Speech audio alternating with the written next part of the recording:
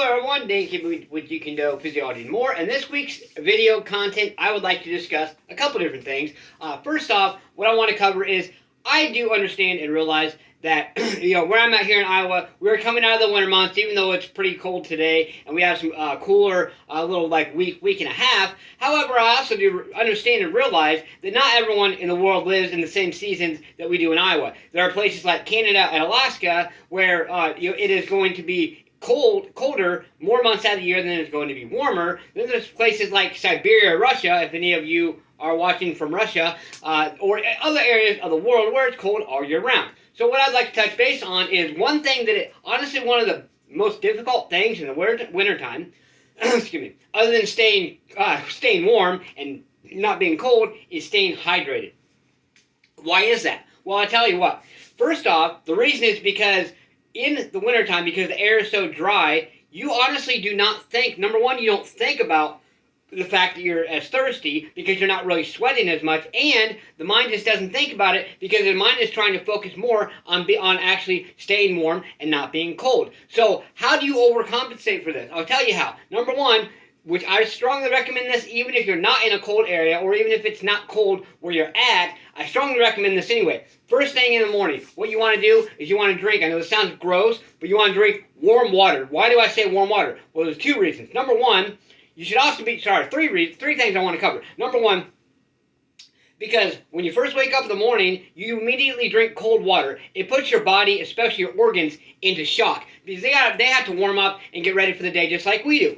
Also, but you should be doing the same thing within an hour before bedtime, because otherwise, now, yes, given, you've probably heard the fact of, hey, if you drink, ice cold water, before you go to bed, it can heat up your internal body temperature while you're sleeping, and you can burn fat while you're sleeping. Yes, this is true. It is. However, in that process, you're also putting more stress on your organs. Your organs are working harder. So if you wanted to do it to lose weight, just do it for a short period of time. After that, please go to drinking warm water, because that warm water is going to relieve or prevent additional stress on your organs and your body, help you sleep better, help your organs work properly, because our organs have to rest just like we do. So we must keep these things in mind. Now, back to in the morning time, another reason you want to drink warm water is because it is a lot easier to drink more. Now, you might hear some people talk about, oh, you never want to chug water.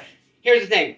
Your small intestine is going to absorb the largest amount of water after intense exercise and or first thing in the morning, because you have been fasted for 5, 6, 8 hours, however long you sleep, on both food and water. So why would your body not be wanting to take more in at a time? So it's going to allow you, the warm water is going to allow you to actually drink larger amounts of water in a shorter period of time. So yes, I'm not going to sit here and just chug a bunch of water, because it'll probably make you throw up. But just take large gulps of water. Just sit there at your kitchen sink or in the bathroom, whatever, and just sit there, drink a little bit. Maybe even get some more water before maybe you sit down and spend some time on the toilet for a little while. Whatever it is, please do these things. So there's the number one for today. Now, adding to that, another video content I want to cover this week is going to be, so last week I covered running myths. And one thing I was kind of saying is that you cannot replace running. You can't. Nothing is going to replace running. There are all different types of cardiovascular exercise out there. However, you cannot replace running.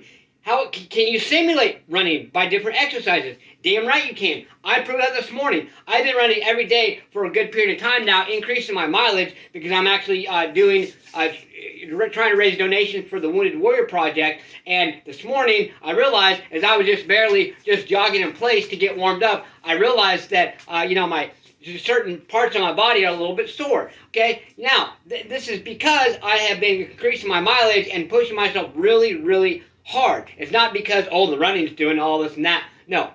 So here's what I want to say. There are different things. I've covered all types of different, not all types, sorry. I've covered several other types of cardiovascular exercises, videos I've actually, went over. So I want to kind of compile that a little bit and give you an example. Now, it does not have to be a martial arts type training session, but this is more of a martial arts channel. And I had mentioned this as far as using punches and kicks to enhance your training. However, what I did this morning, I just literally thought right off the top of my head, and it turned into one hell of an hour, 16-minute long training session. I think it was like that. It might have been a little bit longer, okay? But basically what I did is I did nothing but straight kicks nonstop for 31 minutes, just different variations of kicks, different sets, of course, I worked both sides.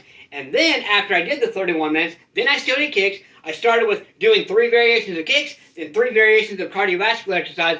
I chose to do it with weights. So first what I did, and I'm not going to lie, I don't remember every single little thing I did. But first what I did is I took my 20-pound kettlebell and I did body weight squats. I did 25, okay? But when I did, I came down a little bit faster than normal, boom, boom, boom. I was focusing more on my speed, more on my technique, and more on actually getting the cardiovascular response rather than the strength training. So that's another way to do that. You can focus more, even if you're going to use weight, you can use lighter weight and do similar movements and still get a cardiovascular enhancement. So please keep these things in mind, get out there and push yourself. Let's get stay motivated, believe in yourself, believe you can do it, and believe that you deserve it. Let's get out there, let's go, smash, punch, kick that like button, just don't break it. Let's get out there and do something. Do more than what you did yesterday. Get your ass up, push yourself, let's go.